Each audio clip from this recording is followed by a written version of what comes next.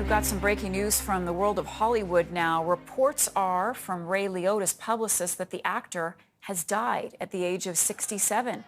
He's best known for his role as Henry Hill in Goodfellas, where he starred alongside Robert De Niro and Joe Pesci. He's also known for other iconic roles in Field of Dreams. Liotta was in the middle of a career resurgence, appearing in other films, including The Many Saints of Newark and Marriage Story. Liotta was shooting a movie in the Dominican Republic when he died. Ray Liotta, 67. And joining me now with more is Richard Crouse. Richard, what a shock. This is such sad news. As you just said, Ray Liotta gone at the age of 67. And it was in the middle of what can only be described as a career renaissance. He was doing really interesting work in interesting movies. He was back on television.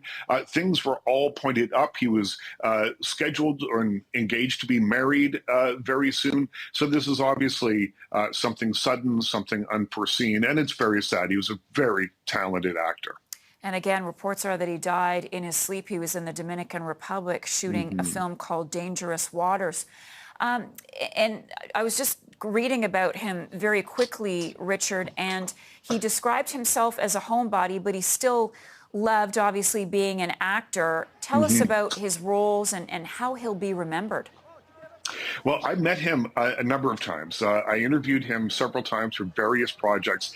And the image that you have of him, I think, is probably largely formed by movies like Goodfellas and some of the other films that he made where he played kind of rougher, maniacal kind of characters. But he wasn't like that when you met him. He had those piercing blue eyes that never broke from you. He looked you directly in the eye. He spoke to you in a way that was much friendlier and much more approachable than you would imagine from the films that he had made.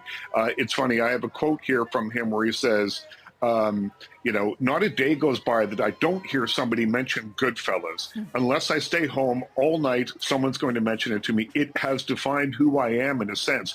And it did. For a long time, he only took on characters that were heightened in that way. But he also, and if you want to look at some of the other films that he made, smaller films that really showcased his acting talent and that really gave audiences a different side of him rather than playing, most famously, Henry Hill in Goodfellas or the character that he played in Something Wild, his first film, which really kind of set the template for a lot of the work that he did afterwards as someone very intense, very over the top, very heightened.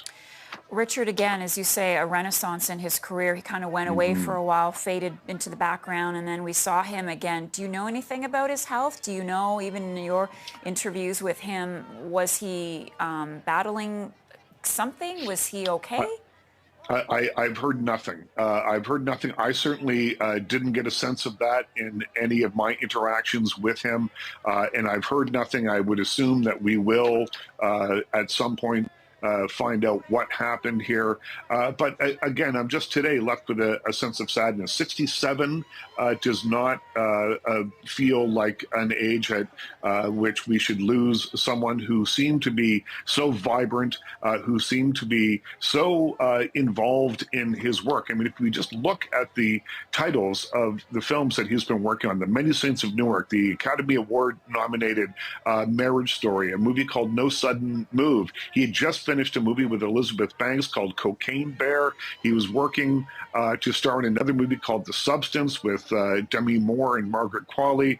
He starred in a television show called Blackbird with Taron Egerton from Rocket Man. So here's a guy who was, by all accounts, enjoying this resurgence, this renaissance in his career, and to have it ripped away like this so unexpectedly is tremendously sad. Indeed, what a loss. Richard Crouse, thanks so much. We'll take a short break and be right back.